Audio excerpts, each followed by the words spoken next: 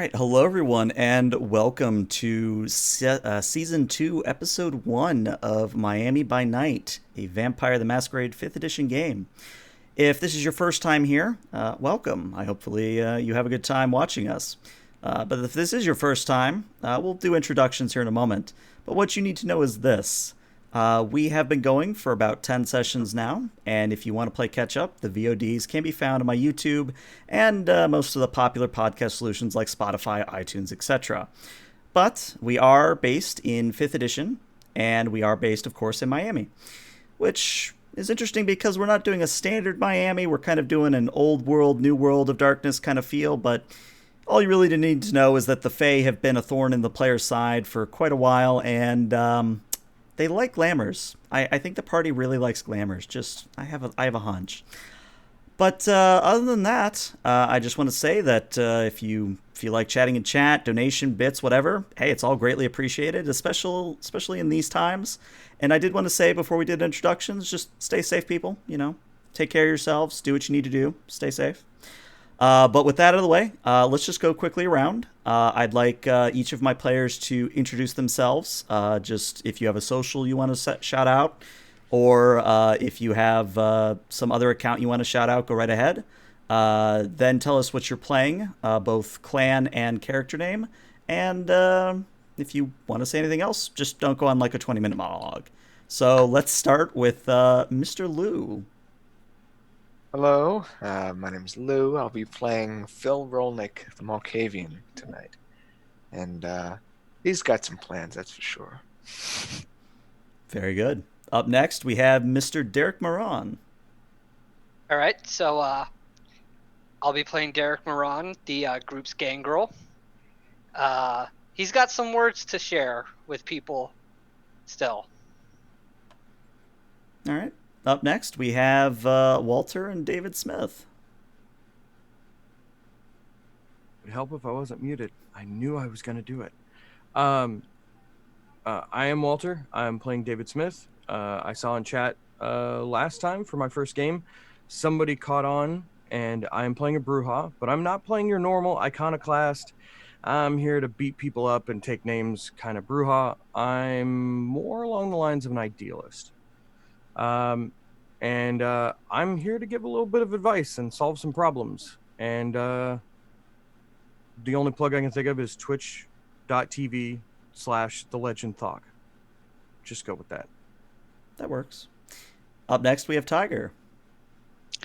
I play Cameron Locke, everyone's favorite ex-Sabat La Sombra. And I am the group's conscious, right? I mean, based on what happened last time. All right, and then up next we have Euless. Hi, I play Euless. I don't do a lot of social media, but I will shout out my artist friend Yo Bezic. Go follow him. Euless is man, she's not cut out to be a vampire. she doesn't like these politics. And she's just trying to fucking make it where she can, and also do a little bit of blood magic, but we don't talk about that. Very good. So I did say that I was working on the intro. We will have a new intro by next session. There was just some things going on, not with COVID or anything, just some things going on. I didn't get it finished, but next week we'll have a fancy new intro that would go in this time slot here. But we're just going to go ahead and jump into it. And if you all will imagine, it has been a month since the coterie last met in one place together. When you come to your shared haven, it is a chilly yet rather brisk evening in Miami. But being undead, you don't get to really appreciate that. It's always kind of cold for you. But as you join at your shared haven, the house that has been given to you by the prince, you realize that there has been a change at your shared haven. You look at the exterior, and it's, of course, a nice sort of villa, nice little mansion that the prince has given to you. but something feels off about it. It's not as welcoming. It's not as hospitable feeling. There's just an air of unease that sort of hangs in the air. And you probably know why that is, because as you all kind of come into the living room, the opulent living room with the Baroque furniture, the massive amount of art on the wall, you find it hard to maybe look at a few members of your coterie for various reasons. And I thought we would start our scene there. Again, it's been a month since you've seen each other, and let's see what happens.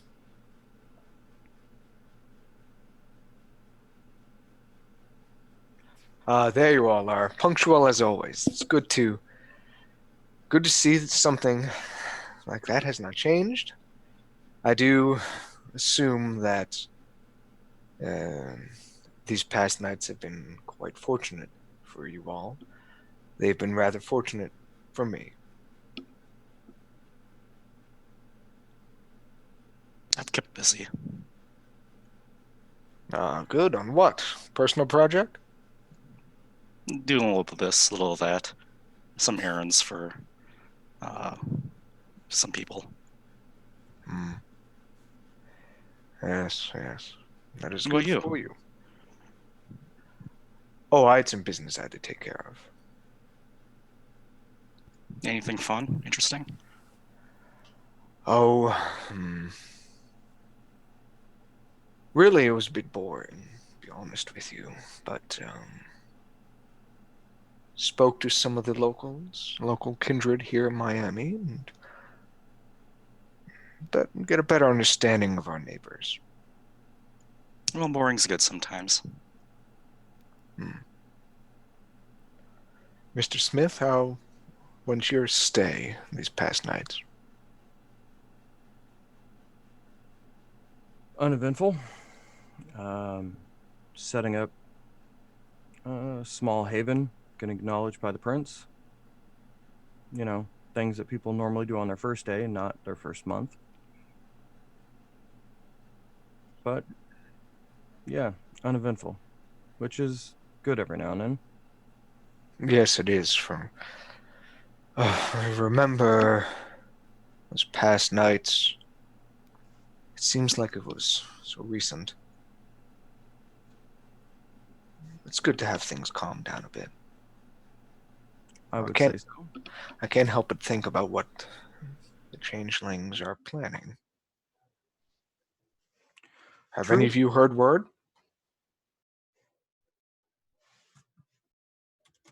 Euless, could you keep your hands in plain view?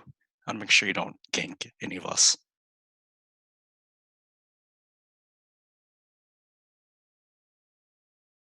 Ulysses has just sort of been like up against the wall, not like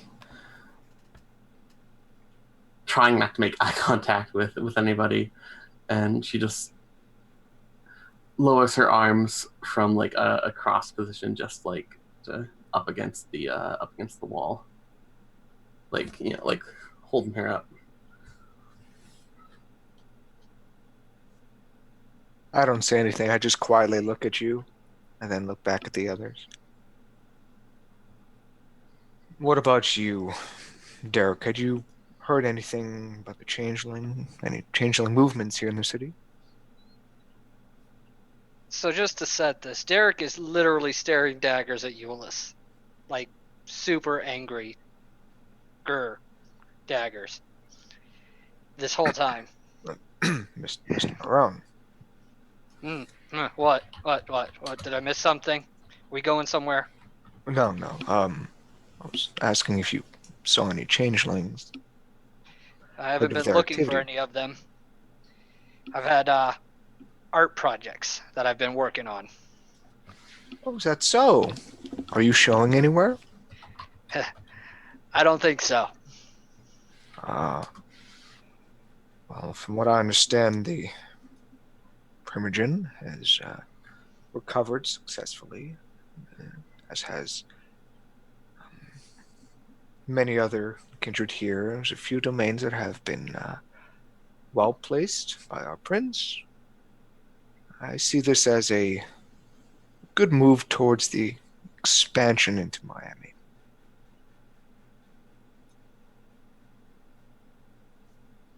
But there is a subject that I would like to bring up this night. As we're all here, I feel it should be addressed. Several nights ago, a month, if you want to be exact, my sire was dusted. I look at Euless again. Now, I take it, since you are still standing here, you have not faced any repercussions for your actions. Has the prince told you anything?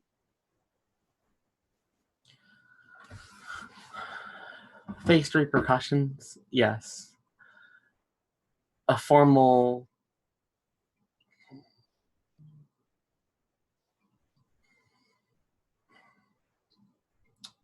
the court didn't do anything, no.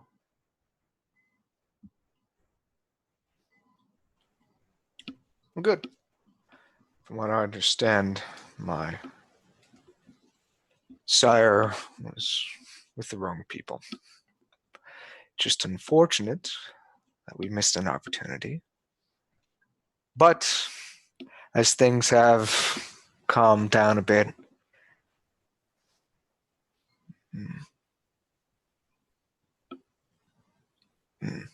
his mind goes elsewhere, as I kind of look away. You talk about business all the time, Rolnick. How are you feeling? How's your mental health right now? Oh, yeah. You feel good? Feel bad? What? Feel sad?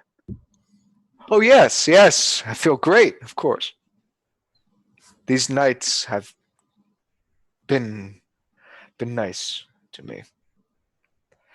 There was a letter. I kind of take it out of my inside jacket pocket. A letter that I kept in my possession for some time after Miss Bartoni's departure. It was a bit enigmatic. I wanted to bring its attention to you all. Do any of you know what a Fianna is? Spelled, I kind of take out this small letter, Fianna. And Should we? That's it would help if I was not muted. Hold on. You're muted. Hold on. Apparently my hotkey didn't catch Zoom muted. Yeah, I did it, Walter. Don't point at me. All right. What I would say is if you have any dots in occult, you may roll for this. I would say this would be let's call this an intelligence and an occult.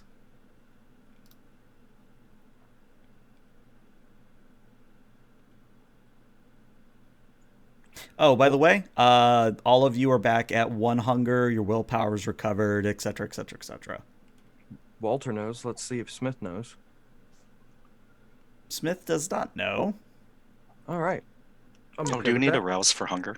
Let's just hand wave it for now. Let's just have everyone start at hunger 1, and then we'll go from there. Like nights past this, we'll do rouse checks. But I think after a month break, it's probably just baseline is fine. Reset willpower and health if they had taken any hits. Correct, yeah.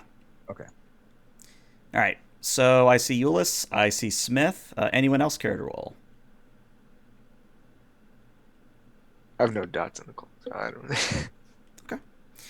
All right. Smith. Unfortunately, with 1 success, that is not sufficient. But I'll think about the beast for a moment. But let's address Euless. So Euless, you know about werewolves, yes? Intimately, I'd say. Oh, okay. So what you know is the Fianna are one of the tribes of the werewolves, also known as the Guru, I think is their proper name.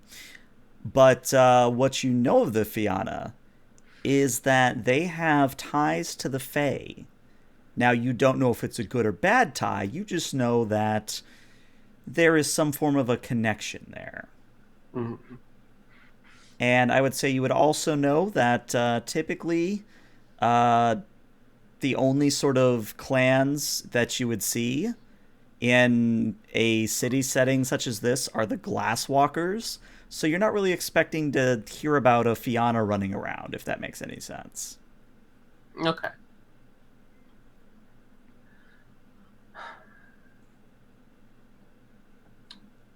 Why do you bring them up? Well, it was the last thing Miss Bartoni had given to me. And I'm just asking.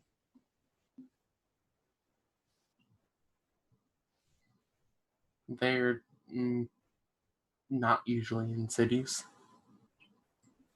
Are they? Are they a bloodline of vampire or a company? What do you mean by they? They're werewolves, a clan. Oh. You say they're not normally in what, a city? Most werewolves aren't in cities. Oh. All right. Only the weird ones are in cities. Well, what do you think? What do you think this meant? The Fianna is the key. This, Well, I don't they understand. Fianna have a connection to the Changelings, so I assume she was making some vague portents about a connection that could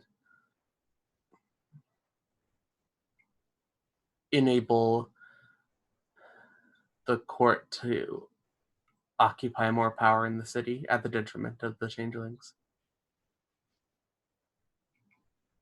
Wasn't your arms dealer friend?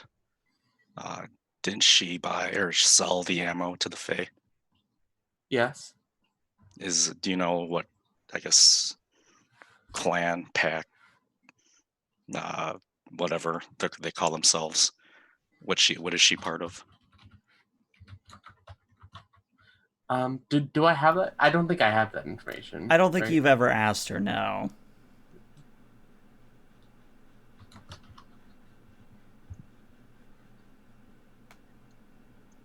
Maybe Bartoni is referring to her. I mean, she's the only lupine I know. I mean, I can go talk to her. I'm not too sure about that. What do you mean? I take out another piece of paper from my jacket, a picture of a girl that we've seen before. This is Melanie. She's been missing for a month. I've tried to find her. The letter has been written on the back of this photo. She's very dear to me. She still is. I need to find her. I'm willing to contract you all in this endeavor. Didn't that cop say he knew you through friends with your daughter? Yes, this is my daughter. Was my daughter.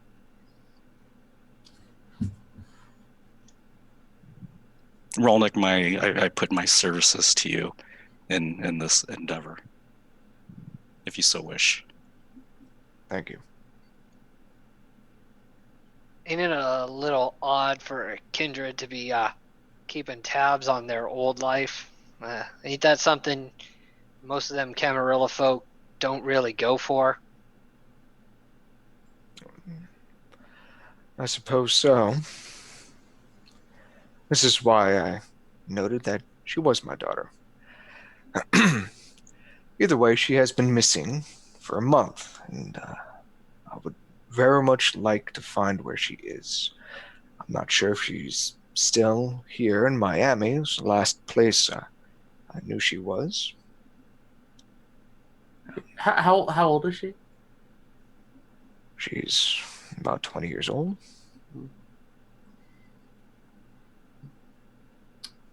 Or was it 24?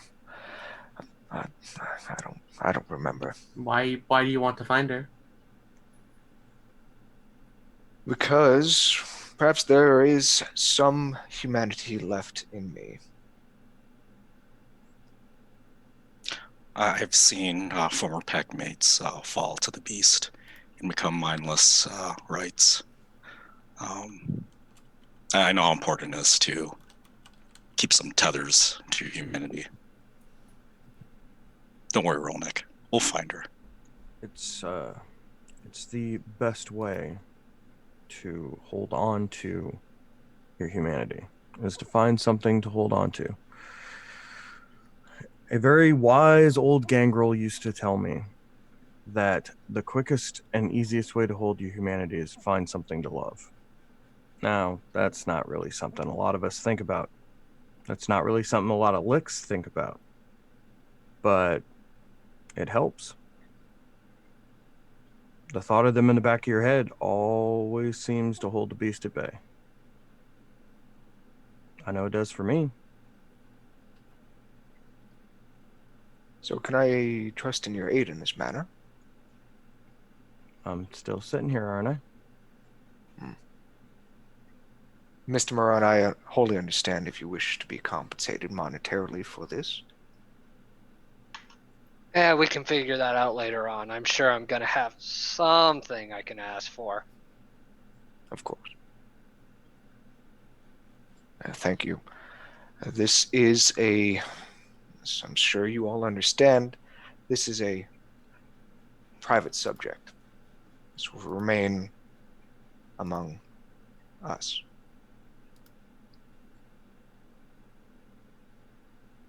Will you help Euless?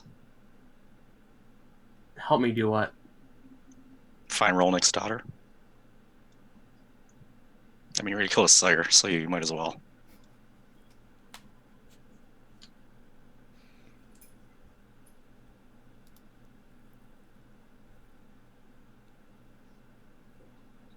Sure. I don't.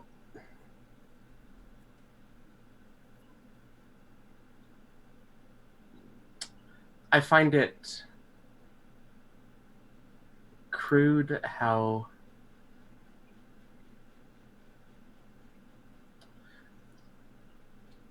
some kindred use love as a tool, but I suppose I owe you something, I guess. Thank you. If Euless is coming, someone keep an eye on my back. I feel like I might be the next one dusted with our separate attitudes, so to speak. If you don't want me there, I have other things I can do.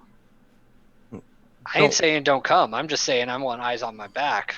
Don't worry, Anarch Gangrel. The rest of us will keep you safe from the Tremere girl. I got you. I'm your ice cream man.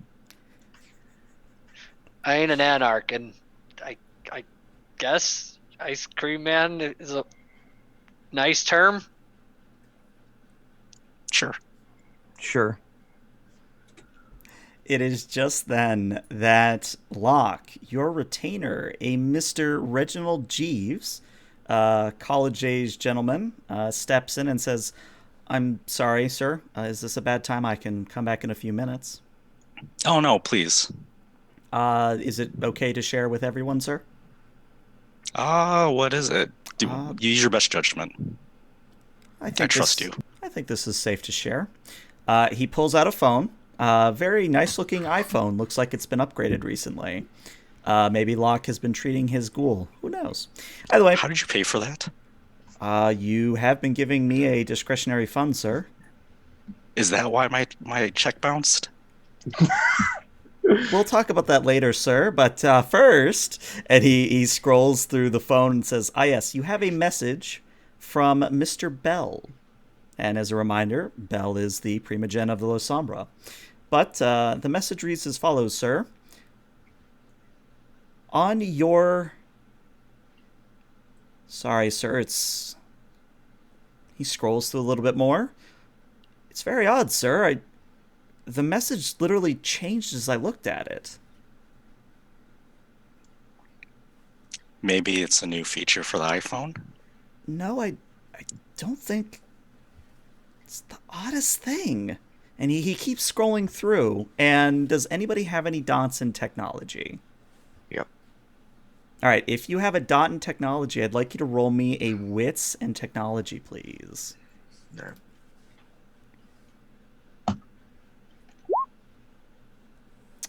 That's a bestial failure for Euless. I'm going to spend a willpower. Okay. Let's see. Is it 3 dice? No, it's 2. Okay. All right, so... Just 3 for me, 3 success. I would say Euless, the way we're going to flavor your beast is your... And I did not forget about Smith. We'll handle Smiths when it comes to be appropriate. But Euless, the fact that Locke's retainer, the ghoul, is just so laissez-faire about the heavy subject matter you guys have been discussing, it doesn't sit right with you. The beast wants you to make an example, maybe even outburst at this ghoul. But I'll leave it to your discretion how you handle that. Rolnick, with your 3 successes, what occurs to you is that screens do not randomly change. Screens are supposed to be, secure, things of that nature.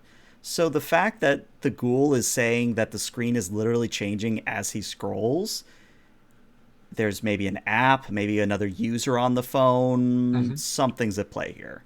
This is not normal. I just approach him and I simply say, "You've been compromised." And I try to snatch the phone from him. Okay. He kind of looks to Locke like, should I give him the phone? Give it here. Give him the phone. Okay, hands you the phone. And Rolnick, as you take a look at the phone, would you hold it up to your face, or where would you be? No, I immediately turn it off. Okay. And I take out, I'd start essentially taking it apart. I take out the battery, the SIM card. Yeah. Okay. I don't say anything. I point it away from me, but I just start doing this. I don't say anything. Okay. So Rolnick, as you do pull out the battery, as you do pull out the SIM card, I'm going to give this to you free. What you see on the SIM card, let's say for example, he's using T-Mobile because, hey, sponsor. No, if T-Mobile, please don't sponsor me. I do that to mess with Walter. Anyway, as you pull out the SIM card, of course, the carrier's name is on it, but you look very carefully, and at the bottom, in just minuscule, almost etching, there is the shape of a cross. And so, I take a pause and I look at that. Who told you could bring this here? Sorry, it's just a phone. I look over at his owner and then back at him. I apologize. I have been lax in his discipline. Don't bring unsecured electronics into this house and on your person. It's a danger to you and to everyone else. If you'll excuse me for a moment. And though I'm very calm, you see Rolnick kind of almost do a very brisk walk away from the room as he takes out a flip phone. And I'm making a call to a contact that handles such security breaches. And I immediately try to get on the phone with them. It's like a burner phone whenever I contact them, of course. Gotcha.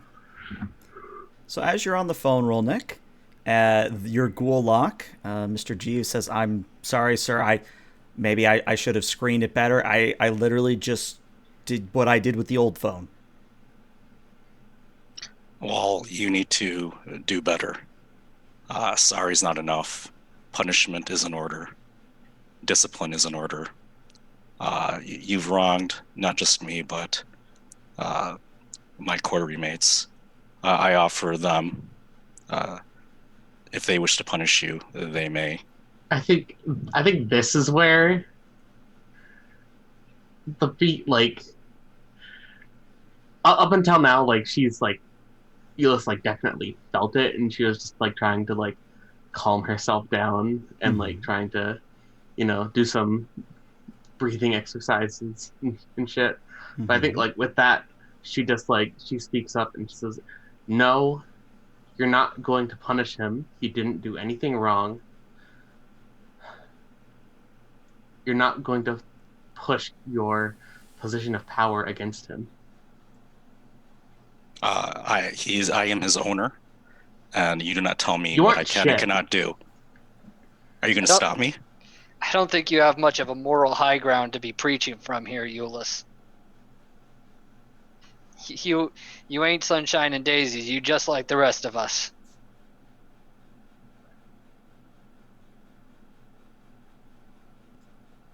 Punish him, Euless.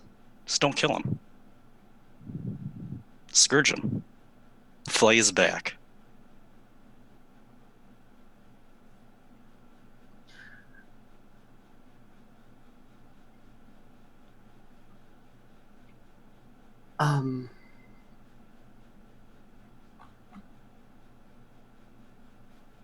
I think at this, Euless just goes and tries to deck Cameron. Okay. I'm assuming just full on clock kind of a thing, right hook? She's not good at it, but like. Okay. Let's see if you actually hit, because I am curious. So let's see. You're unarmed, which I believe is strength plus brawl. And Cameron, you would be using a dexterity and an athletics. Well, can I punch as well if I see Euless? Yeah, I would say if you want to counter punch, you would probably be also rolling a strength plus brawl. And it looks like Euless does not have any successes, unfortunately. Okay, so that's a critical hit. So what I'm going to offer it to you this way. I'm going to give you mostly discretionary how hard and how badly you injure Euless, if at all. But don't go full aggravated damage on me. Like, I'm cool with superficial. So it's what, 3 or 4 superficial? I think it's 3. I could be wrong. But would you care to describe? So Euless is coming in with a punch. How does Cameron sort of react to that? Cameron sees Euless coming in for a punch, and Cameron's just pissed off. First, Euless goes off on her own, makes all the hard work getting Bartoni basically useless. And then here Euless is lecturing him on how to treat someone. And it's like she is stepping on his territory, his domain, telling him how he should treat his own property. And he's just pissed. So once he sees Euless, kind of try to hit him, he's gonna like, screw this, and just deck her in the face. Okay. So, you are going to take 3 superficial Euless, but because superficial, if I remember correctly, you do half it. So that's 1, 2. Let's call it 2. But as you take the clock Euless, it's not so much the momentary pain of the punch that hurts you. It's the... Well, I'll let you probably think about this in your own way, but it's probably your pride is the most thing hurt here. Yeah, I think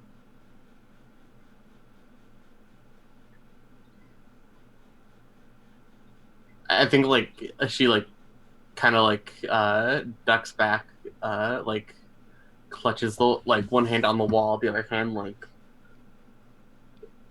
like holding her nose or wherever she got hit. And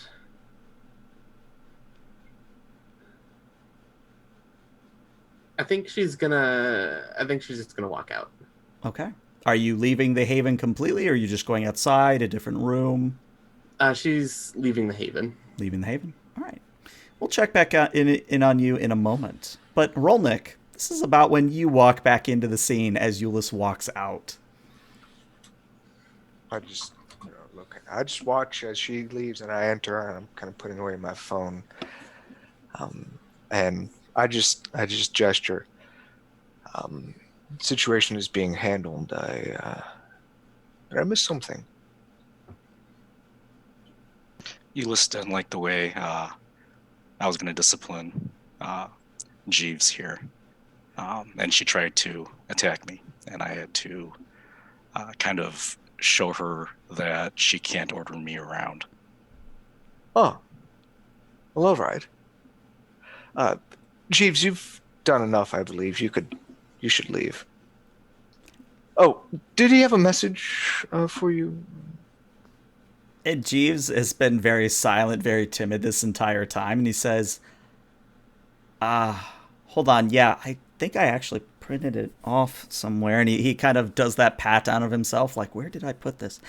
Here you go. And instead of reading it off to anyone, he literally just shoves it into Locke's hands, and then, like a very timid mouse, gets the hell out of the way of the gaze of all the predators in the room. He how sensitive is this information that he printed it out? I don't know. I need to talk to him. I probably have to talk to Primogen. He's not allowed in this place. I need him. He's invaluable to me. When we are meeting here, he cannot be here. I'm going to have to disagree with that. Maybe a short refresher course, very intense, on security, then. I agree. In the middle, gentlemen. But perhaps, Rolnick, maybe your personnel can train him. Would that be acceptable to you?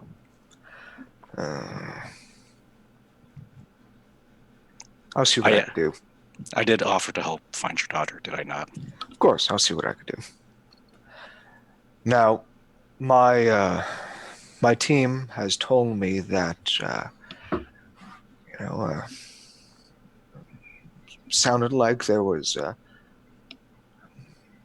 bug in the phone, and the GPS may have been accessed, and this location may have been compromised. Once you're finished, please show us this information. But once that is done, we should leave this area at once. Relocate to another place in the domain. For the night, at least. So, Locke, do you look at the printed out message? Yeah. All right. So, good news. It's not as bad as you thought it was. It's not like, and Primogen Bell says, go kill all the Second Inquisition. Like, nothing like that. It just says simply, this is Bell. There is whisperings of a blood plague. Look into it. That's all it says. I share the information with everyone. They don't know what a blood plague is.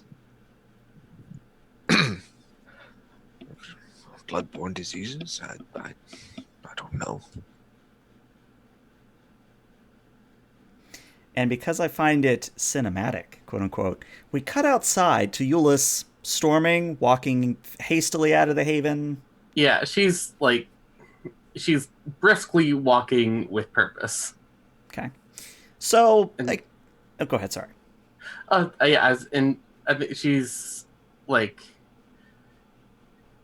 she goes over to her car. She gets into the driver's seat, pulls out her phone, and I was thinking that she was going to try to message her werewolf friend. But if you had something else, we can do that. Well, I would say as you get into your car, maybe pull out your phone, getting ready to text someone, there's a commotion on the street. So, backing up a little bit, the Haven is in the suburbia of Miami.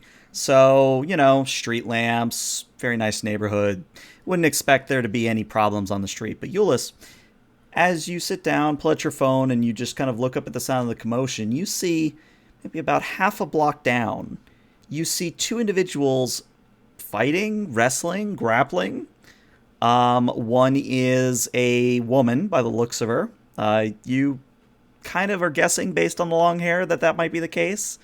The other one appears to be a male, probably larger stature, maybe has a few inches on her.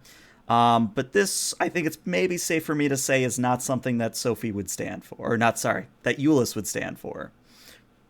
Yeah, I think like she like looks up from her phone, and yeah, she's like, does it look like the dude is like trying to like grab her, or like what's the sitch? Witness and awareness, or witness, wits and awareness. And the difficulty on this is not very high. Even with one success, you're fine. With one success, it looks like the gal is actually trying to get leverage on the gentleman's neck. I think she's gonna step out of her car and like start like running down the street and shouting, like, hey, stop!" and like trying to get their attention. Okay. So at your call, the gentleman immediately kind of looks in your direction and says, "Well, no, this is not my problem anymore." And he does his best to entangle himself. And right about the time as Euless gets to the confrontation, the guy is already sprinting away. But the woman is there. Euless, do you have any dots in medicine? Yes, I do. I'd like you to roll me a wits in medicine, please. Yeah. Guess who was a medical school dropout? That was wits plus medicine. Yep. A messy critical. Interesting. I actually think I have something for this. So, you inspect her, and again, you have street lamps above you. It's not the best light, but she seems to be sporting a lot of wounds. Like, in the time that you noticed the confrontation, these wounds shouldn't... Like, there was no time for it. But it is almost like there's open sores across her arms, across her face, across her legs. Pretty much any exposed bit of skin, you're just seeing these big old red welts. And it occurs to you that these are almost like a form of necrosis, a form of the tissue eating itself. And the other thing you notice, as part of the messy critical, is that your beast warns you that this is another of your kind.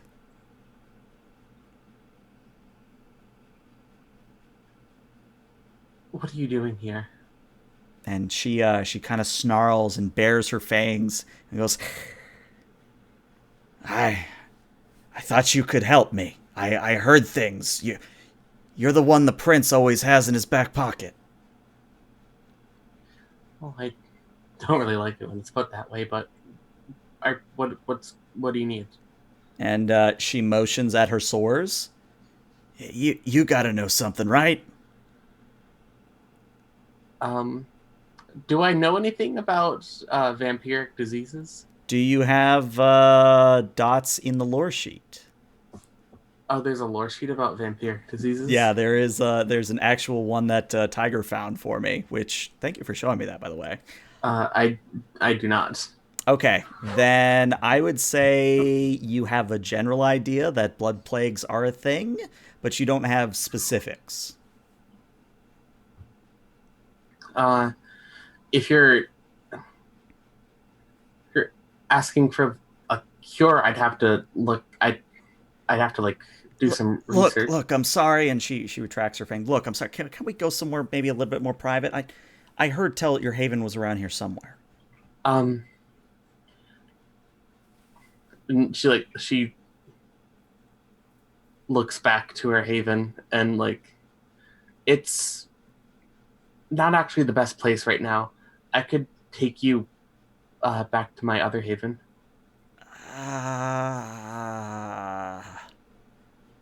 And there's obvious hesitation on her face, But as you are sort of looking at her, what happens is suddenly she becomes very impressionable to you, very, shall we say, awe-like. And you are somewhat compelled to listen to her. If we need to do an opposed roll, we can, but I'll let you decide roleplay-wise where to go with this. But she says, no, I really would want to see your haven, kind of a thing. Oh, okay. I mean, I kind of, there's people there that can help you, sure. And she'll walk her back to the haven, but keeping a 6 foot social distance. Fair. Cut back to the interior of the haven. You all are mid-conversation. So how about them dolphins? Yes. All right. Well, do any of you have any people that you could get into contact concerning missing persons? Obviously, do not wish to. I have file some this under the police. connections with the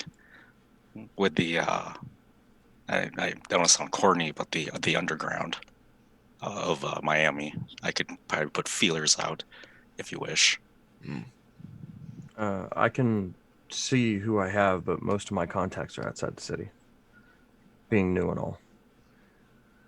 I've got some connections in the criminal underworld and some of the less seedy businesses around here.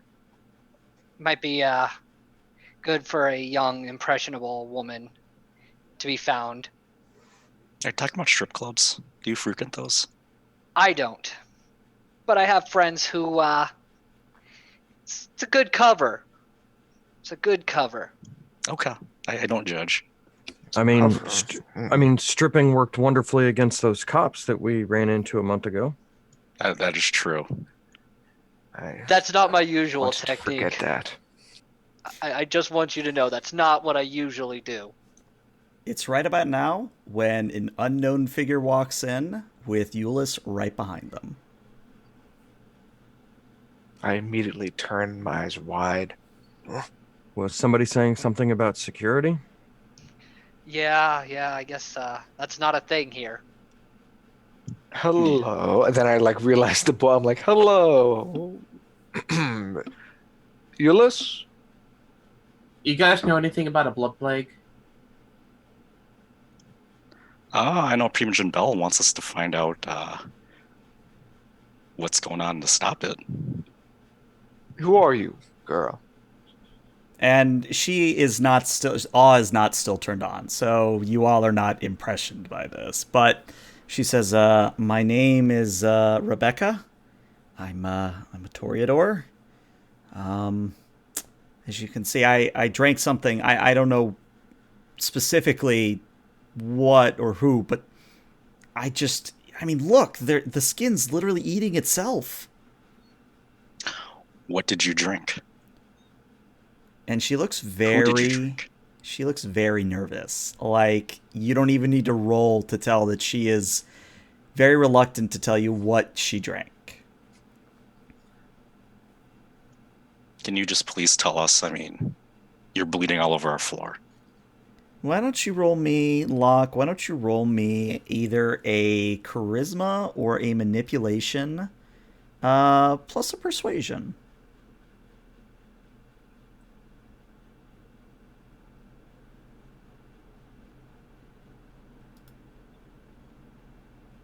I think I'm beautiful too. Does that count or no? I mean, hey, if you've got the dots and the advantage. 2 successes. She acquiesces, and she says, all right, look, you're not going to hurt me, right, if I tell you? Why would we do that?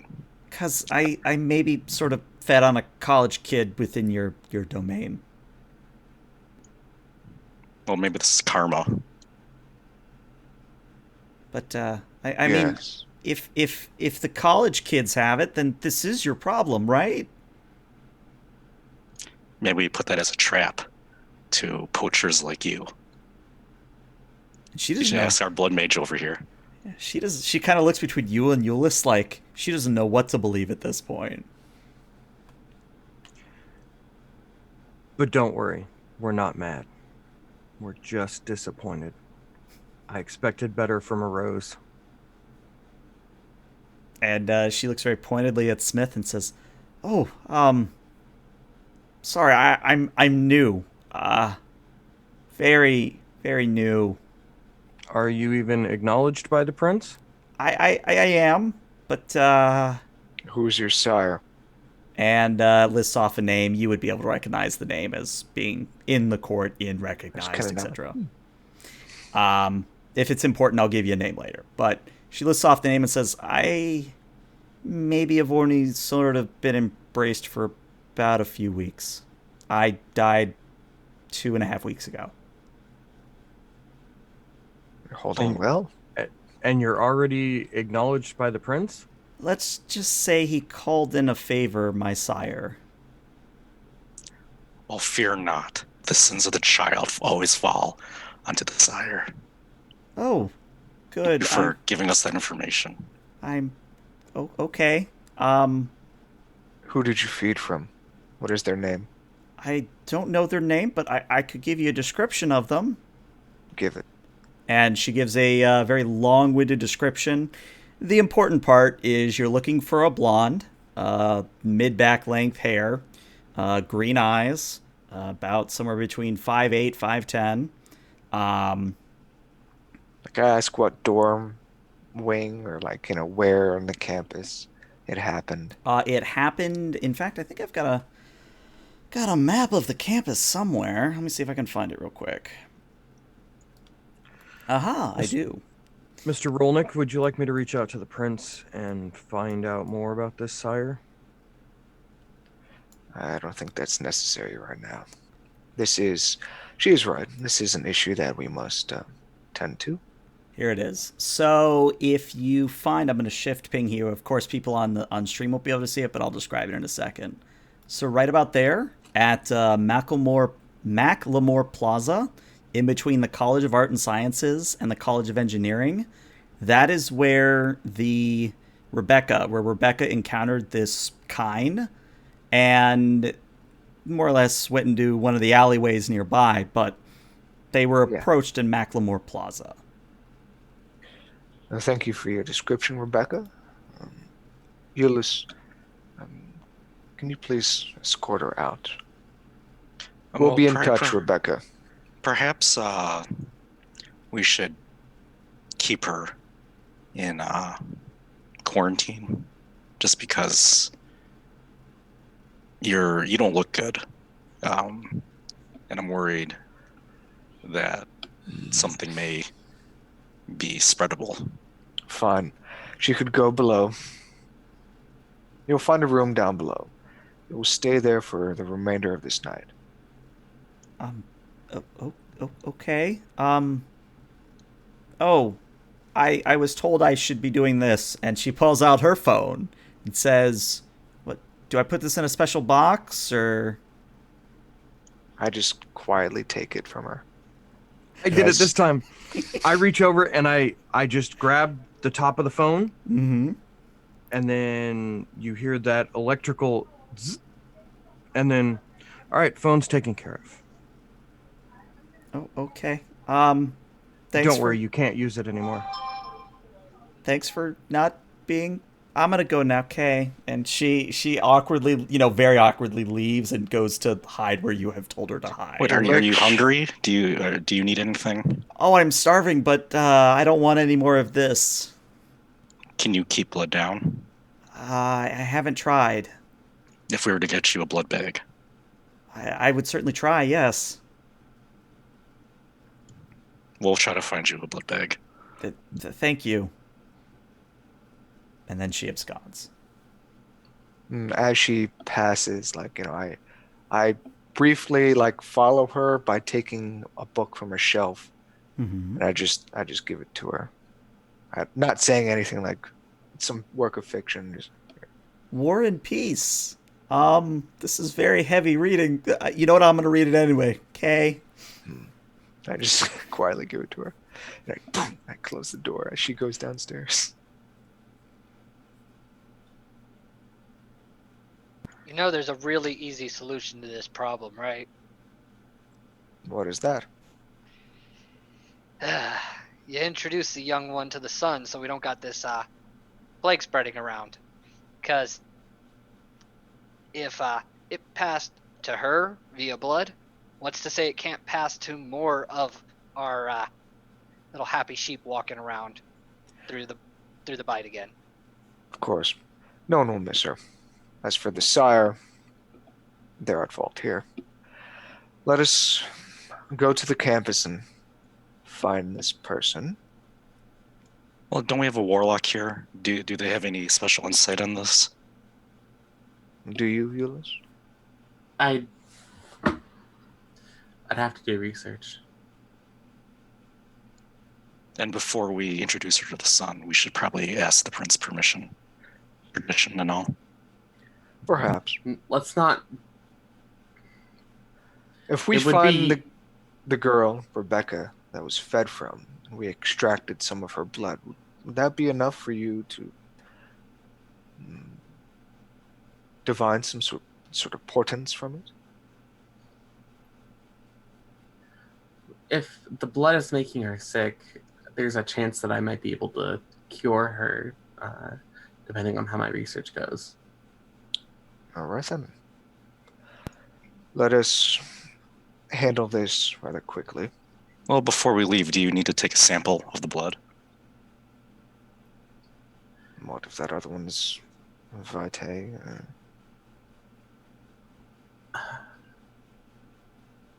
Do I know if blood plagues are usually only blood to blood transmittable, correct? Generally, yes. You do know, I would say based on your earlier role, you do know that... How do I put this without spoiling it? It's kind of like an STD where you can't really spread it by like coughing on someone or, you know, like you would a flu. It definitely involves bodily fluids. Okay. You can always ask Jeeves to do it for you. Order him to do it for you. I'm going to take her to my library and get started on figuring this out. All right, you'll take her to a safe place, I assume. Where will you be in contact? In the domain? I have my phone. You're gonna have to forgive me. I don't really trust you with prisoners. Well, not prisoners, but people under our protection. I'm just gonna shrug. You'll do your work here.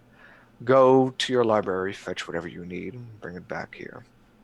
In the meantime, I'll go into campus and find this Rebecca girl. Bring her here so you can extract some blood and return her to the campus. She won't remember a thing. Side note, Rebecca is the kindred that you have in your basement? Sorry, I keep... No, you're fine. I just wanted to make that clear.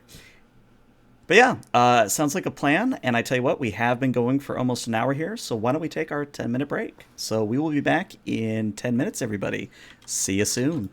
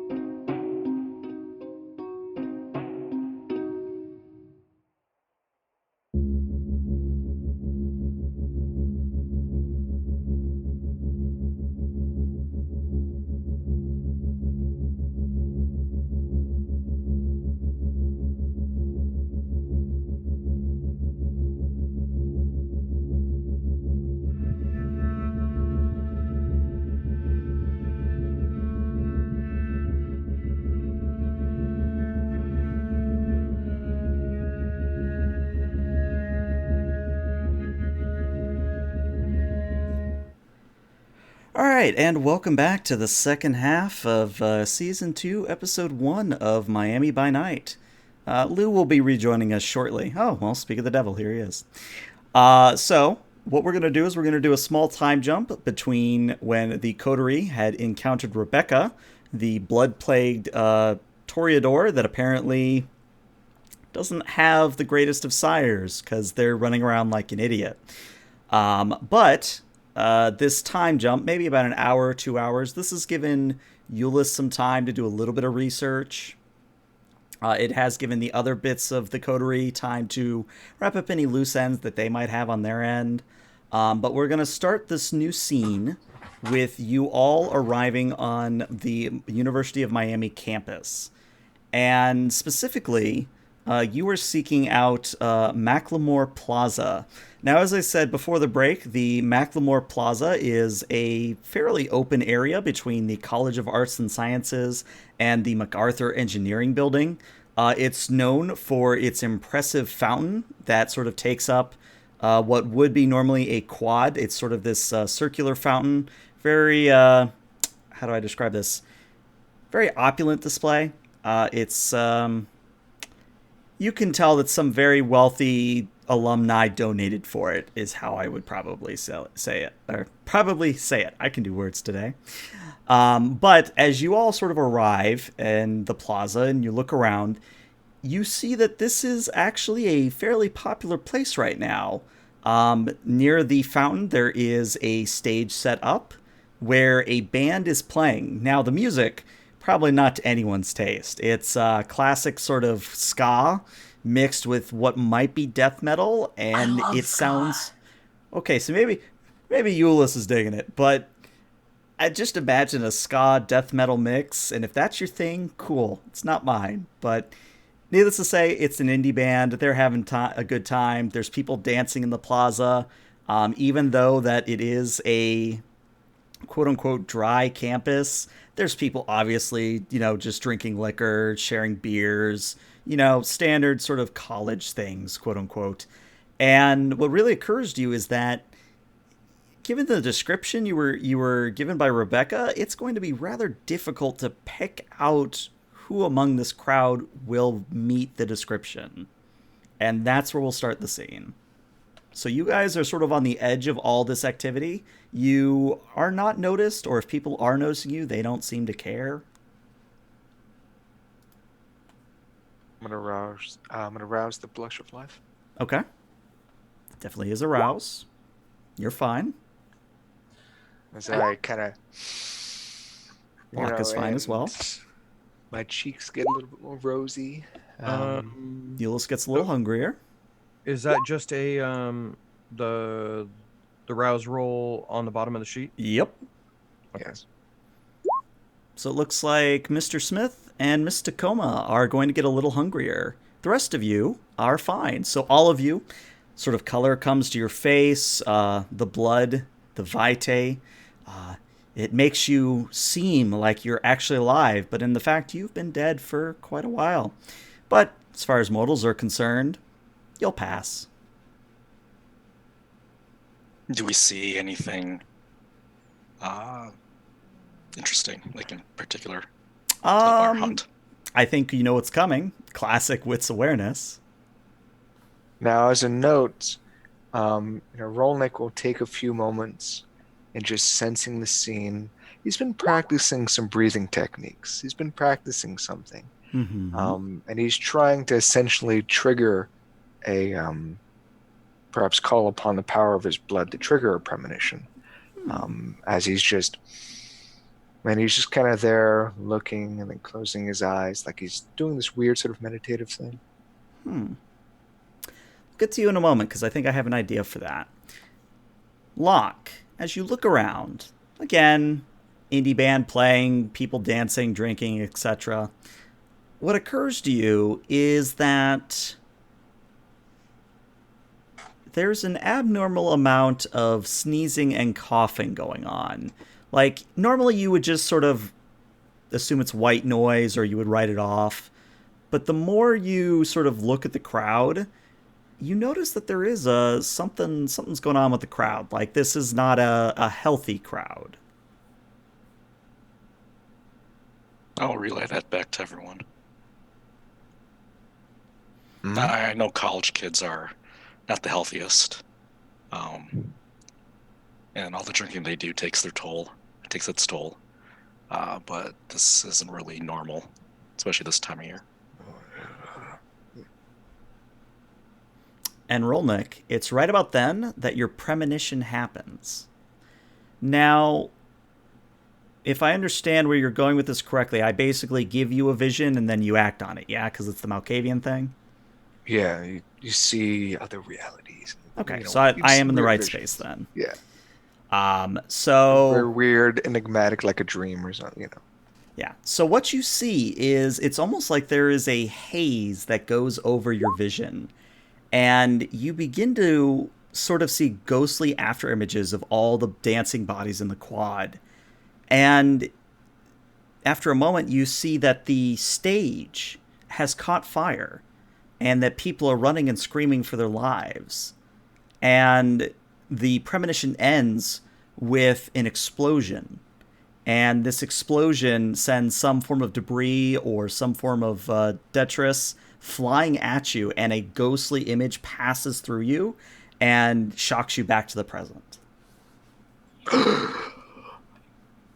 As you're saying, I kind of hold on to my chest, very dramatically. We have to get security. Get me security. I just almost mutter to myself. And Mr. Smith, Mr. Moran, if you could come with me at once. Sure. Follow him.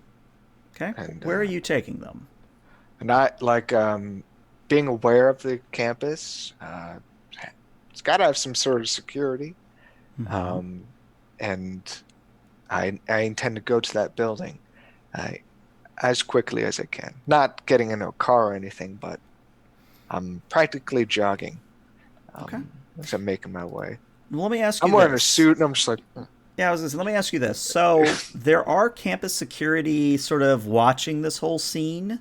So you could approach one of the, I don't want to call them mall cops, but they're yeah, kind of mall that's essentially cops. what they are. Yeah, Um, I go right to them. okay, so let's say you head towards the MacArthur Engineering Building, a very tall building, very fit for an engineer. I say that because I've seen pictures of this thing, and it literally looks like an architect's wet dream, but that's neither here nor there. You approach the building, and standing out front are two campus security. They are designated by not only a bright, sort of luminescent vest, standard sort of if you flash a light at it, it'll basically blind you back kind of a thing. They're wearing vests. They have radios which are attached to their hip, which lead to a microphone that hangs off their left side of their chest. And they all have hats that are emblazoned with Miami PD. So they are actually police officers, but they're on campus duty, more or less. And as you approach, the two of them sort of straighten up a little bit, because again, you are in a suit, and say, what can we help you with, sir? Good evening, gentlemen. I am, and I say, like, my name is Detective Wellington. I've been on a case in the area, and I'm gonna need you two to aid me in a crackdown. Okay. Are you using any powers here, or are you just using your words? I'm just straight up, just lying to them. Straight up lying to them. Okay. Let's do a manipulation and a persuasion. Yeah, it's persuasion or even just subterfuge. I would allow either. Yeah, either would work. Yeah. Manipulation. I'll give you charisma Subterfuge? too. I would give you either charisma Let's or do. Yeah. manipulation. I'll just do subterfuge. Yeah, I could talk too. 3 successes Three is more than successes. Like sufficient. I'm trying to just put off, not showing a badge or anything. Like, I'm a detective. I need you two for a crackdown. Okay. So they do sort of straighten up a little bit and go, of course, detective, how can we help you? I'm gonna need you, and I point to one of them, Mm-hmm. to get on the horn. And we're gonna need a few more folks. There's been a gathering up at Macklemore. There are some people that I'll need to apprehend. But what I'd like for you two to do, essentially, is to help me escort the students back to their dormitories. So you want us to break up the party? Yes. Yeah. I mean, it's not like we got anything else better to do. You're doing a great service. Thank you. And one of them actually does kind of get on the horn and says, we're going to be breaking up the party in Macklemore Plaza. And confirmation comes back very quickly, and campus security begins to converge on the plaza. I look to the other guy, and I just say, you, and of course, I trans him. Mm-hmm. You're with me. And of course, since he's just a mortal, he says, of course, sir. And this is straight up like aroused, like I'm just rewriting his mind. Okay. Of course, he's just like, he's thinking that, oh yeah, I'm doing this now. Mm-hmm. It's not coming from me. He doesn't see it coming from me. He sees it coming from just himself. Right. It feels natural to him. Yeah. Essentially, I just said, you're coming with me. And I'll rouse again. You're fine. I'm just succeeding on I'm using my blood. You're with me. You are Officer, and I look at his tag. His tag is Officer Thomas. Officer Thomas. There is I don't like talk about the other two with me. They're with me. There is an individual that will be needed to be apprehended, and you will assist in this matter. And she looks like, go into a description, and essentially enlist his aid in officially apprehending a poor college girl on this campus. Mm-hmm. All right. So as they're kind of dispersing, I'm trying to essentially take and I flag Euless, and lock, and I note to the man these are other undercover officers. I just say it to him. And he's like, oh yeah, of course they are. Yeah. So we'll get to that in a moment. So while those three are away, while Rolnick, Moran, and Smith are away, Locke and Euless, what are you two doing? I thought I was at the Haven doing my research. I mean, if you want to stay at the Haven and do your research, but there's also an opportunity for you to be here if you so wish. Okay, fair. Then yeah, sure, I'll be here. Okay. So what are you two doing while Rolnick is off with the others? I'm mingling. Mingling? Hello, fellow young people. How goes it? Hi, young fellow kids. How you doing? Okay. I think ska death metal is the kind of dumb shit that Euless is super into. Okay. So I think she's gonna go into the fucking ska pit. The ska pit. I'll take New English sentence for 1,000, Alex. Stomping. We broke Walter apparently. Okay, so you two are having a good time, and let's see, who would I say is? I guess Euless, since you are in the ska pit, you are the closest to the stage, and I'd like you to roll me on wits and awareness, please.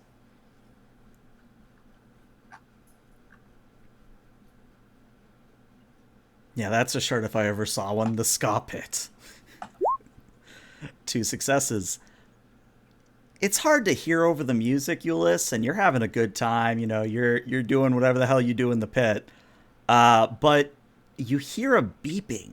It's very subtle, but you hear a beeping. It's like an alarm clock almost. Do I hear where it's coming from? You do. It's coming from the direction of the stage. I guess I'll try to I'll try to get to the front of the pit, and try to see if I can find where the noise is coming from. Okay. So you push forward, maybe dance, mosh your way through the pit. Yeah. And you get to the front, and the stage is maybe another 3-4 feet in front of you. There is that sort of gap. But you do notice, and it's very odd that you're the only one that notices this. You would think that people, paying attention to the music might see this, but underneath the stage, there is a suitcase-sized object, and there is a red light flashing on it. Oh, that's no good. That's cartoonishly a bomb. Mm-hmm.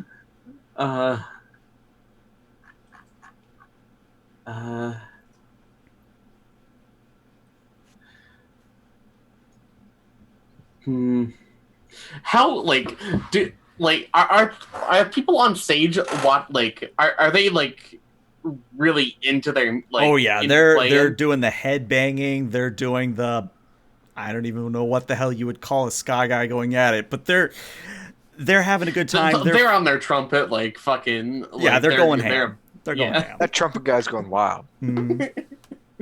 Okay, so yeah, I'm gonna try to quickly sort of like just grab the case and get out of the pit. Okay, so I'm trying to think, would this be a good roll? What is your dexterity, out of curiosity? My dexterity is a 2. A 2. Let's see, what can we combine with that to give you maximum amount of success chances here? Athletics? Let me ask you this. Are you trying to be sneaky, or are you just trying to get in and out as fast as possible? Just like in and out as fast as possible, because like the longer I stay there, the more chance that the scars will see me. Scars. Oh dear. All right, let's do a dexterity and athletics then. Wig.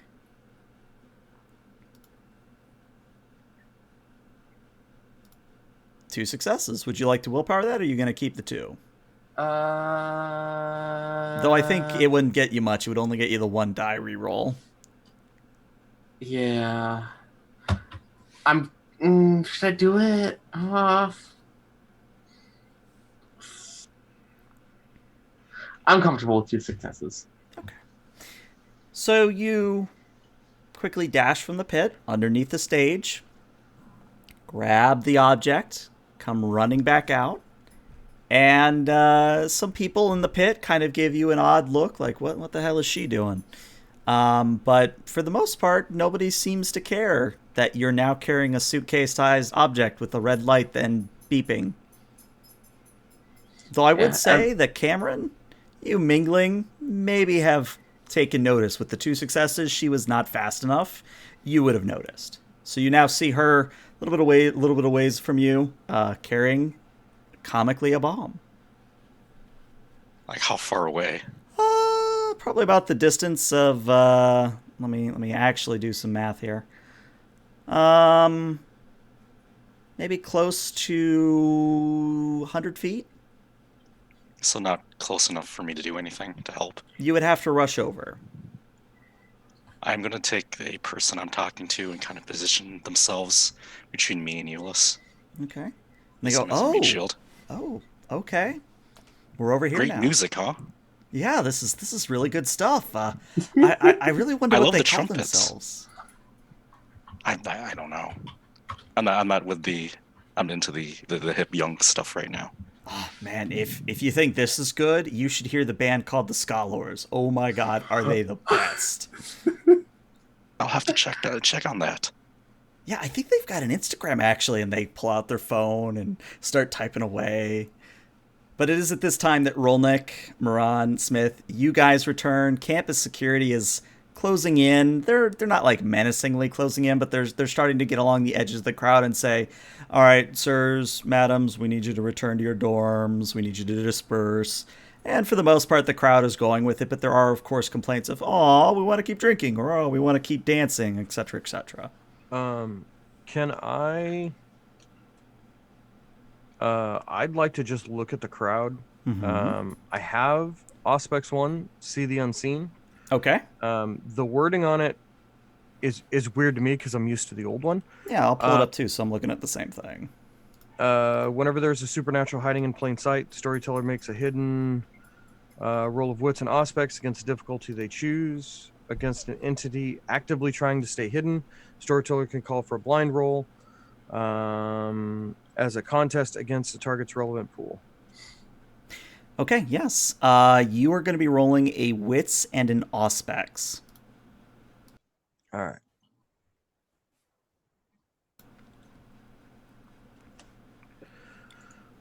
Do.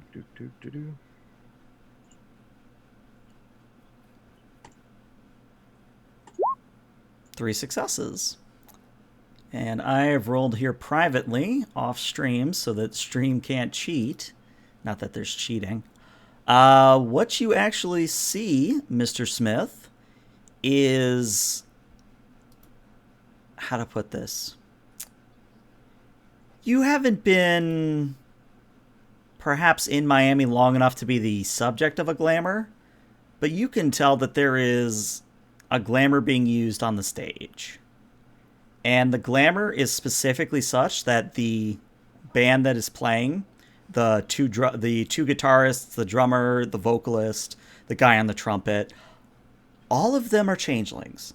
All of them. And you know this because they manifest in a certain way, if I remember correctly.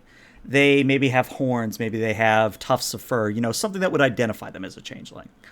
Gotcha. But what matters probably the most is not the changelings on the stage, as it is the Nosferatu thinking he's being all sleek and, obscured from vision, sitting off to the side of the stage with something in his hand. Looks to be like some form of a remote control. I will turn to Rolnick.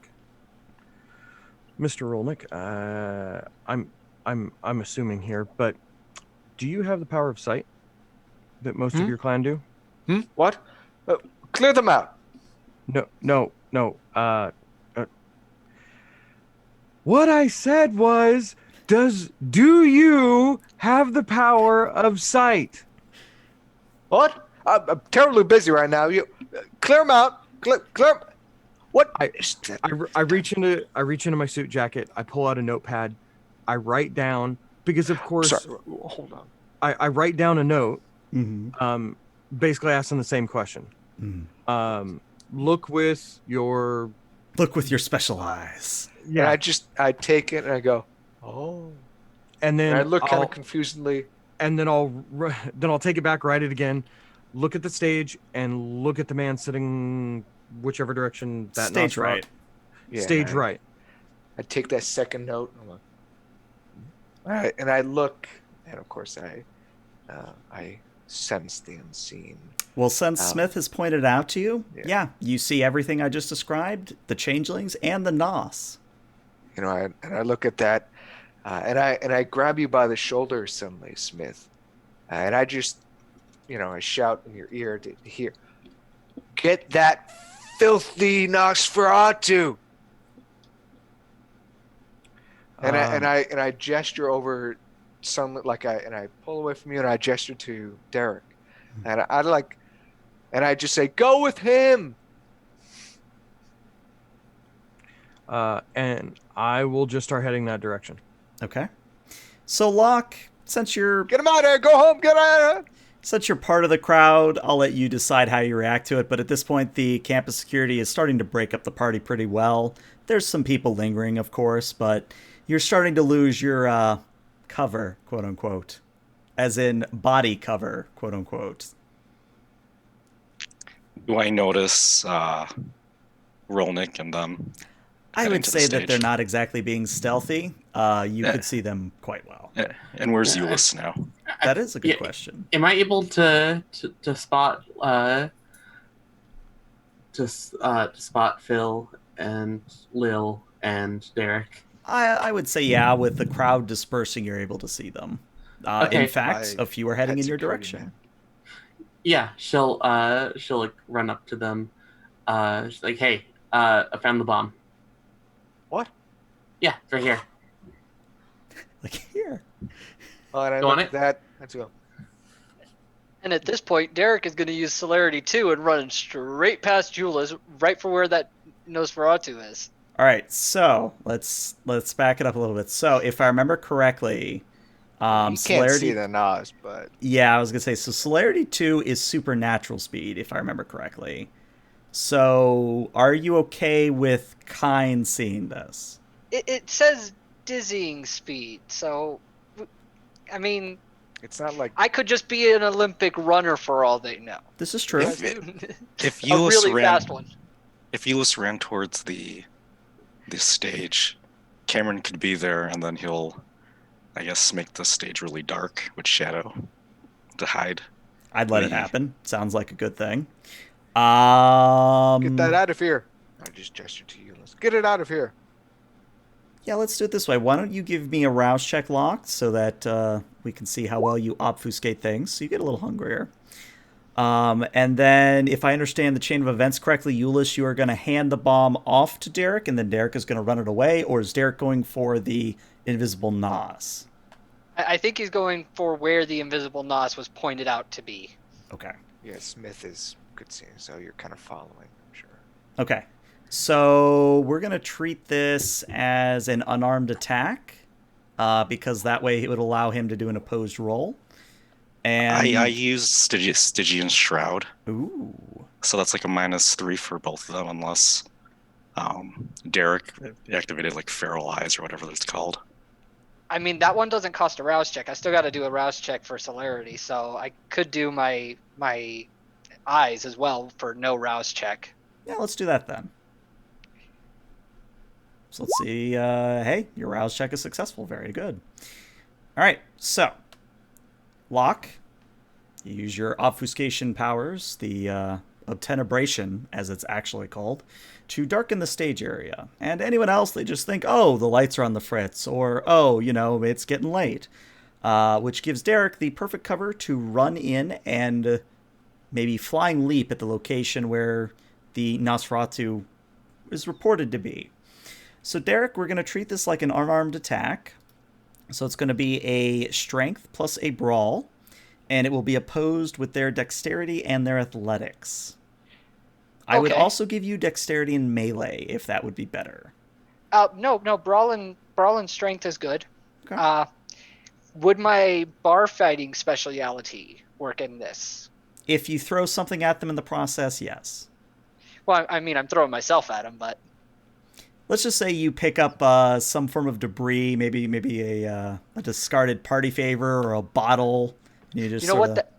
That works. Throwing a bottle. Mm-hmm. So brawl strength and speciality of bar fight. Mm-hmm. So that's one modifier, and I don't think I get anything for celerity 2 since that's for non-combat dexterity checks. Mm-hmm. So let me find my little box again. There it is. I'm not even going to roll. With 7 successes, that is more than sufficient. That is actually very impressive. So it's funny. You throw the bottle, and the bottle pings off of something unseen, and you hear, "What the fuck?" And then you slam it into the invisible Nosferatu. And the moment you actually make contact, I don't want to say poofs into reality, but he becomes visible. And is your intention to slam him to the ground? Is your intention to knock him out? What is your intention here? I guess knocking him out, like trying to put him down so we can get him out of there, because I mean he is a walking, talking, ugly thing. Mm-hmm. Don't want to cause more panic than it's already happening. Gotcha. So as you slam him to the ground, he's like, "What the hell are you doing? Do you know what's on that stage? I have to do this." I don't think you should be killing a whole bunch of kine like this. They were Just going to to get do rid it of a few of anyway. them. They're all infected. Is this your domain or is this our domain? I don't even know who the hell you are. I'm your worst nightmare come to life, buddy. So, as you are intimidating probably the shit out of the Nosferatu, we cut back to Euless, Locke, Smith, Rolnick. What are you doing with that bomb? Hey, anybody want to take this? I'll grab it, Mm-hmm. and I know mechanically speaking it's not going to work, but Mm-hmm. I'm going to grab it in hopes that my whole thing of electronics not liking to work around me will maybe help. But Oh, I'll grab Can I the help bike, him? especially being I'm Ooh. in a 3-piece suit. Now there's a thought, because Locke is a La Sombra, which means tech goes wonky around him as well. What if we throw it in the lake? That's probably going to be the safest thing, is to throw it in the lake. So if it explodes, it doesn't hurt anybody. It just makes a really big fountain that these kids that are tripping on Changeling stuff will probably not remember. Let's do it this way. Roll for Smith and Locke. Let's have you roll your unspent willpower. Because I think that's probably the best way I can do a roll this kind of a thing. So 3 successes there. And 2 successes there. Okay. So with 5 successes total, what we'll say is this. Smith, as you take the bomb, and as Locke approaches you, the beeping and the light go out. So potentially you've maybe temporarily diffused the thing. And then I'm going to take the suggestion from Euless, and I'm going to start hoofing it towards that lake. And I want to say there is... Let me see. Oh, no, I have leap. Damn. I'm going to just huck this thing like a frisbee. Well, into the lake. Okay. So unless Locke wants to actually play catch with the thing, Smith, you fling it. It goes into the lake, and the moment it leaves the sphere of influence of Smith and Locke, there you go. There's a lawyer firm for you. As it leaves your influence, the beeping and the light come back on, and not a moment too soon as it goes into the lake, and seconds later, boom, sends it's a big old jet of water. And it's enough that some college kids look over and go, yeah, fight the power. And pretty much anyone who doesn't do that takes the cue to leave at this point. But we go back to Mr. Moran. What are you doing with the NOS? At this point, I'm escorting him out because he might know something else. Okay. And he says, look, maybe you don't understand. If this is yours, and he points around at the campus, if this is yours, you're not safe here, man. I ain't never been safe anywhere, but we can talk about this somewhere where I feel a little bit less eyes on us. No, you don't understand. You don't. And he kind of pulls you closer if he can, and you can resist as much as you like. But he pulls you closer and he goes, look, okay, we've been watching this group for a while. I know we haven't told anybody in the court, but if this is yours, they're hitting you tonight. Well, then it's a good thing I found you. We're going to go talk to the rest of my coterie. No, why is it so hard to talk to you? They aren't just hitting here. They're hitting your haven. And Locke? Ruh-roh. You still have a phone on you, yes? But it's like an older phone. No, I don't. I can't use phones. No phone at all. Okay. No. Trying to think who would be the next one that your ghoul would call. If it helps, Derek does have a flip phone. Right. I'm just trying to think who in the chain I of trust events. Derek because he did well in the little thing. Okay. Derek, you get a text. The text says, this is Locke's helper. It's on fire.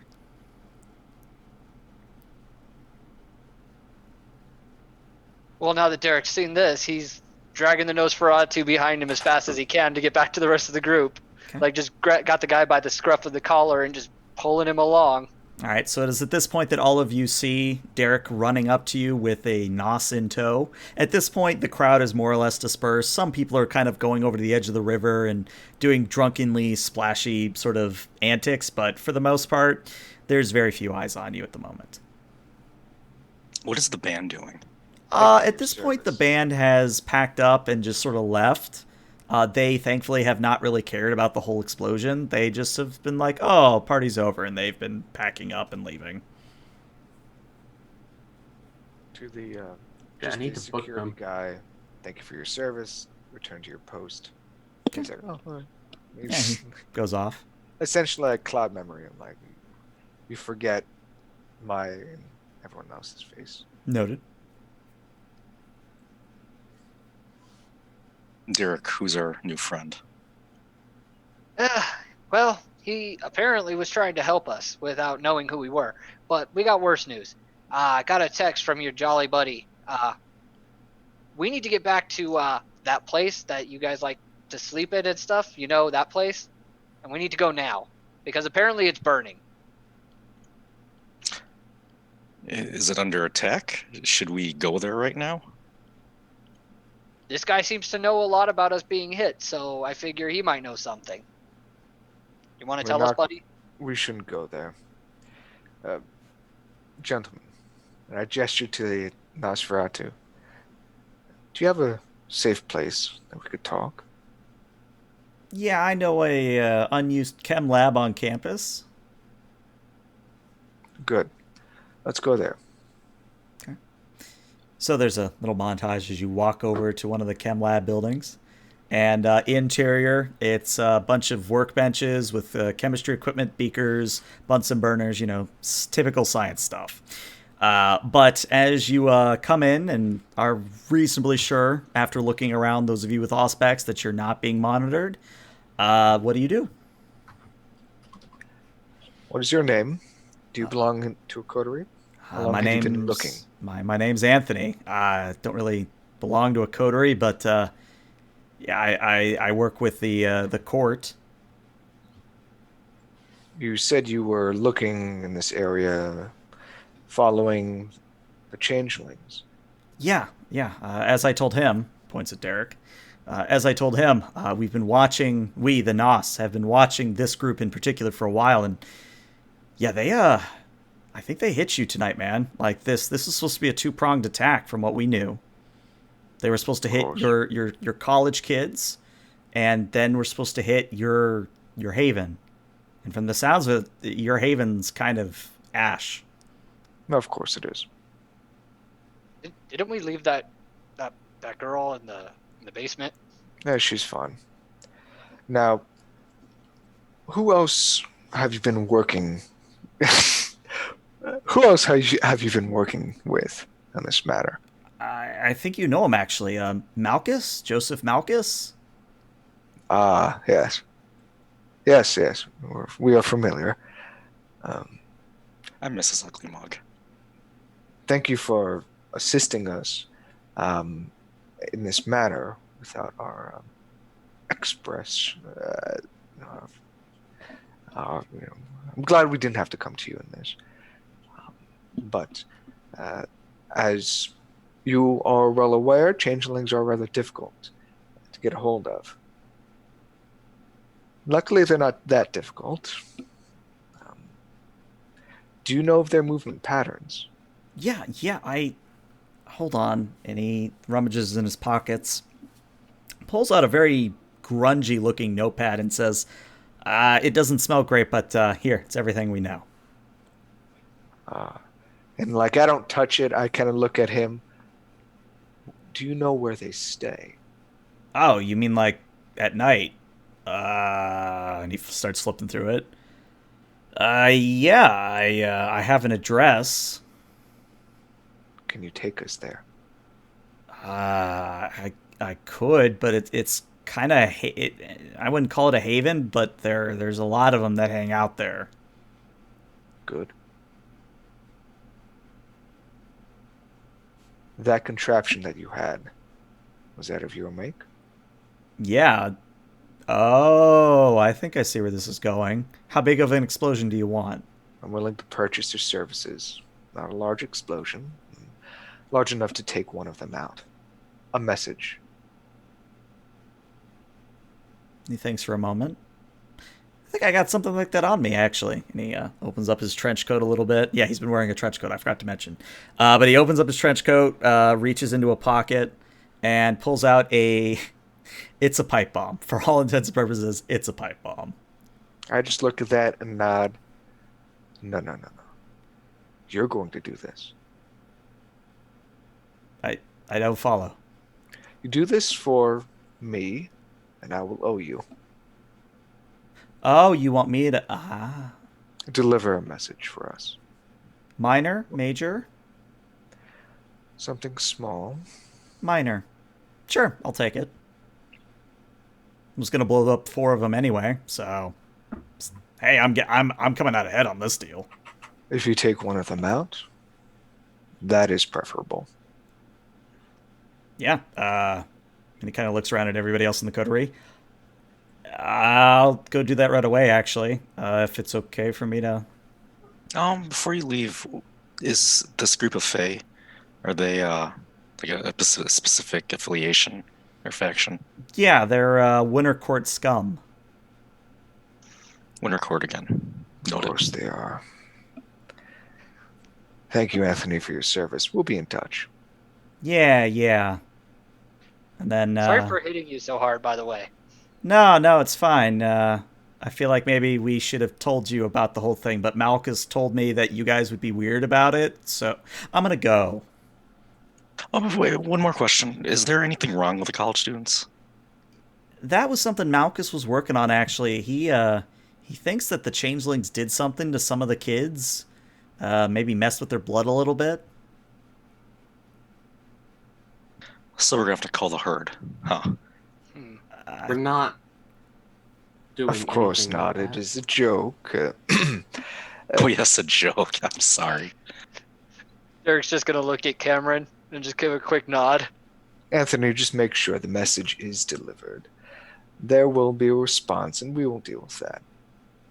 Of They need course. to know that we mean business. Very well. I will deliver your message best I can. Thank you. And then bolts. As apparently NPC seems to do around you people for some reason. I just kind of run my fingers through my hair a bit. And Euless is gonna leave and go check on the remains of the Haven. Okay. Do you think that's wise? to Ulyss, where are leave you us? going? Where are you going, Ulyss? Checking to see if she's still alive. Oh, I forgot about her. Do you need a ride? Sure. Of course. Now, I would. I'm going to pose this. I say as kind of walking and talking. I'm going to pose this to you all. I've made contact with a few others here in the city, and I would like to converge them onto our domain for the foreseeable counter response, the changelings. Who are these people? Well, I'll introduce you to them soon enough. Perhaps not this night, but in the nights to come. Think of it as added security and chums. Yes, friends. That's what I meant. Friends. As it seems, our domain is under attack. I think it would be most wise for us to gather what allies we have, defend it best we can.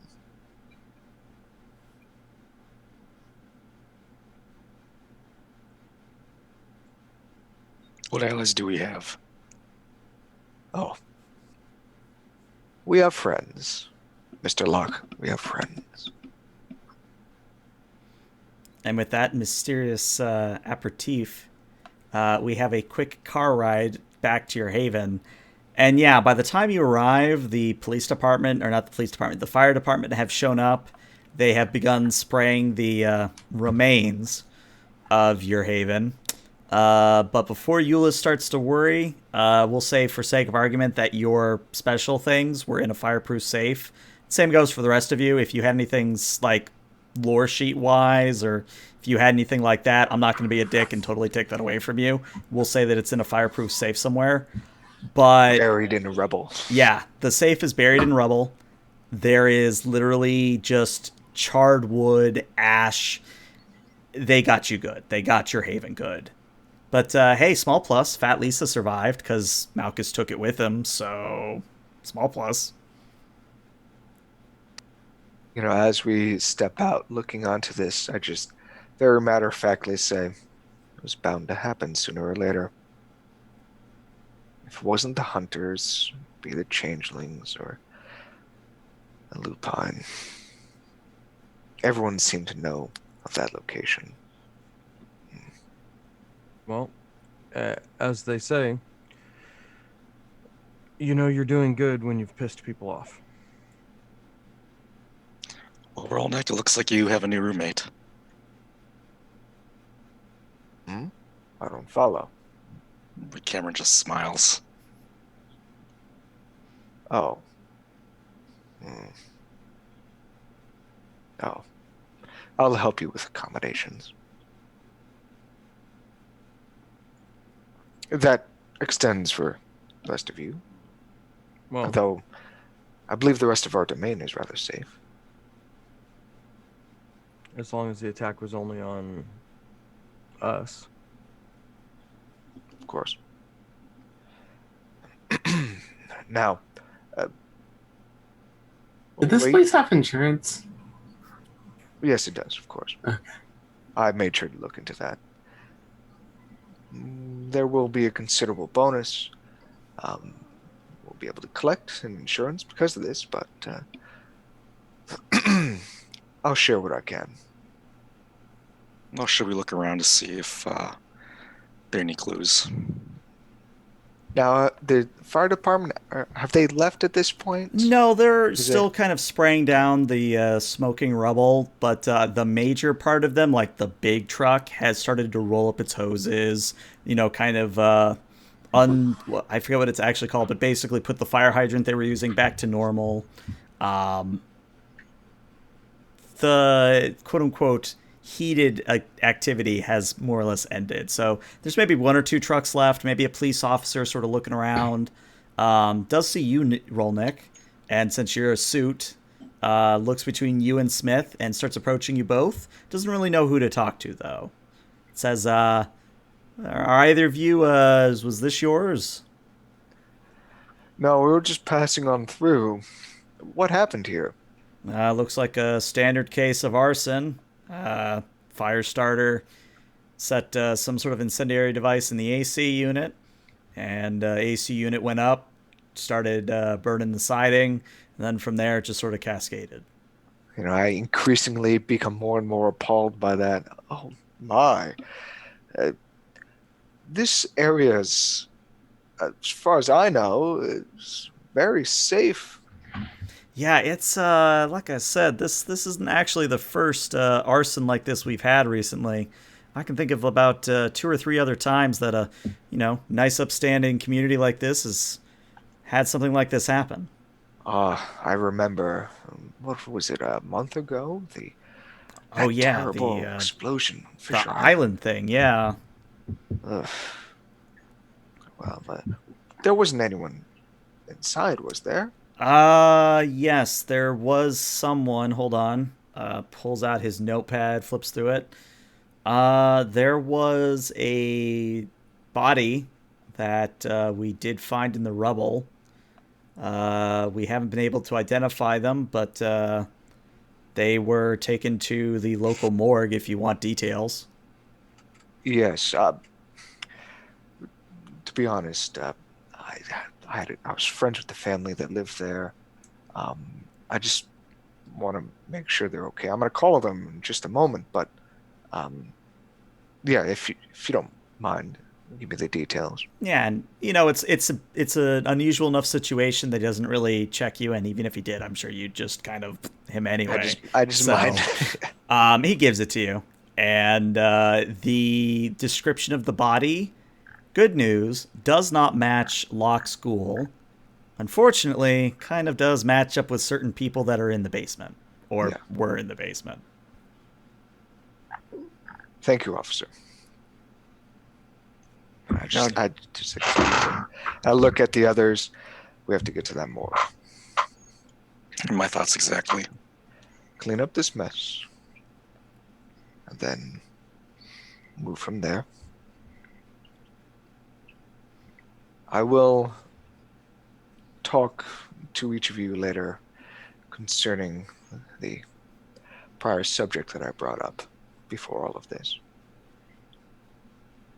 I've got something I need to get to too.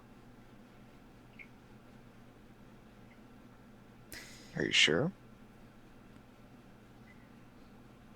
What do you mean? Are you sure it's safe for you to be alone?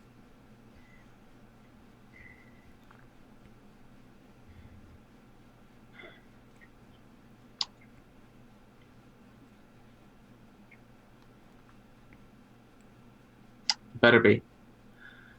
And she'll go and get her car. Hopefully, it hasn't been scorched too Your bad. car's fine. But I think this is actually an excellent time to end the session as you all split up and go your separate ways in dealing with the aftermath of what could have been you all burning alive had you stayed in your haven. But as I said, that's where we're going to end the session. A interesting way to start off Season 2. As far as scheduling is, I think our next time is the 2nd of April, as long as nothing happens between then and now. But this is where I'm going to cut the stream. So Twitch, YouTube, thank you so much for tuning in. Hopefully you guys had fun watching. And we will see these kindred in a few weeks' time. Bye, stream.